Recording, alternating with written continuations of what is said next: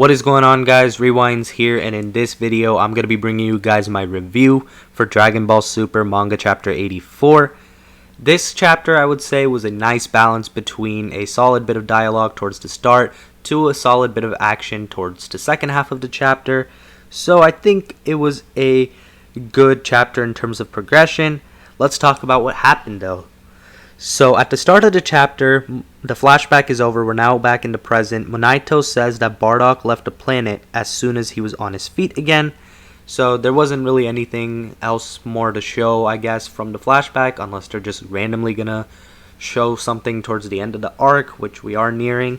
It's always a possibility as well, but for now, the flashback time seemed to be over. Goku remembers a bunch of his childhood memories of Bardock and Guinea.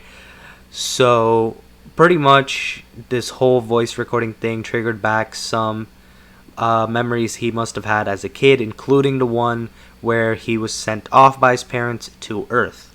So he does remember some of the memories, and I do like that because it does make sense, and I think they did it in a solid way. So I have no issue with that.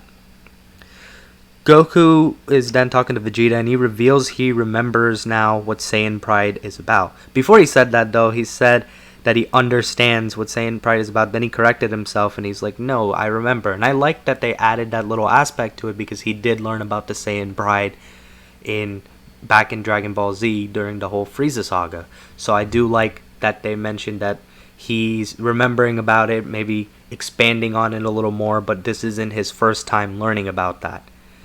And Goku pretty much says he didn't have total faith in his power before, which makes sense because he was kind of fighting, just to fight, or maybe to have fun, test out a new opponent, and he was fighting because Granola was taken out, and pretty much because he didn't have a chance.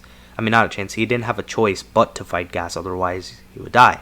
But now he's more fueled with his motivation here, and he has a more clear desire to win.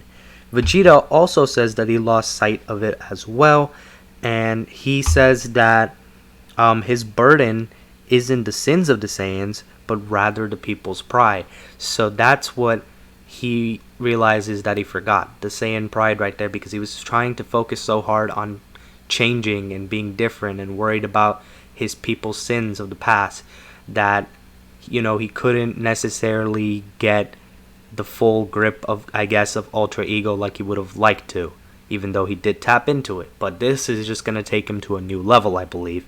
And by new level, I don't mean a new transformation necessarily just yet, but I mean more so like a higher level of power and control in Ultra Ego. Vegeta then goes and he complains to Goku about the wish and everything, and about how Goku and Raditz surviving as kids at a young age makes them spoiled and pampered. So I thought that was kind of funny, and I do want to talk about that wish a little bit.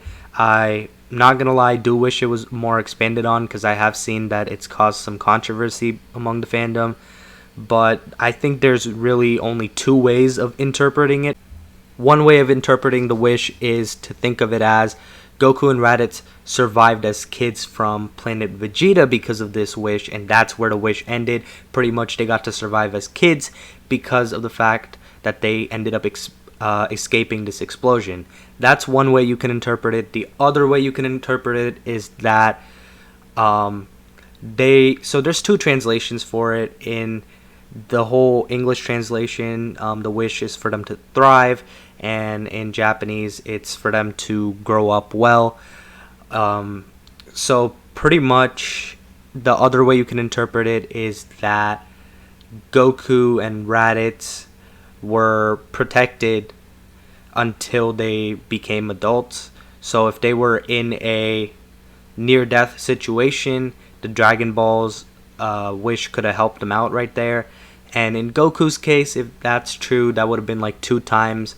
One time, I think I liked the idea of this a lot, and that would be when the Dragon Ball, the 4-star ball, ended up saving Goku from Tao back in the original Dragon Ball. And then the other time would be where King Piccolo would have defeated Goku. He said his heart stopped and everything, but then suddenly, Goku's heart started beating again, and there wasn't really explanation for that. People just said it was lucky.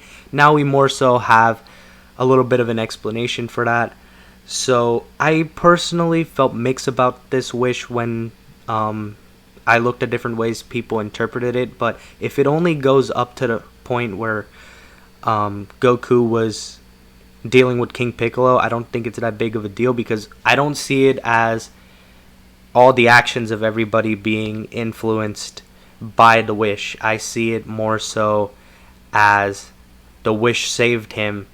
At times he could have potentially died, but I don't think that impacted how other characters are personality wise, or how other characters make certain decisions like training or anything like that. And I think Goku would have still been Goku, like personality wise, despite this wish. The only other thing I guess you could say that maybe this wish did is maybe this is why Goku fell off that cliff and bumped his head. Maybe that's one of the reasons why, but I don't really think it went more so beyond that, because Goku's been a good kid since then, and I think that everything that Goku's done throughout his journey in the original Dragon Ball was more so his choice after that. So I don't think the wish necessarily made him do everything in a certain order.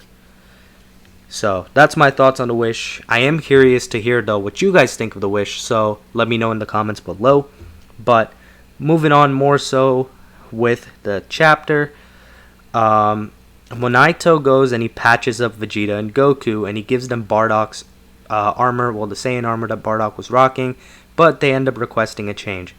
So a little question here, I'm a little iffy on this. Maybe it's because Goku and Vegeta weren't like super duper banged up and some time had passed by, but Monaito just suddenly like healed him. I thought his abilities to heal weren't really that great, so unless their damage was kinda more so on the minor end at that point, I don't know how I feel about that part of writing, because I mean he did say he couldn't really heal like that in a previous chapter, so I'm a little iffy on that.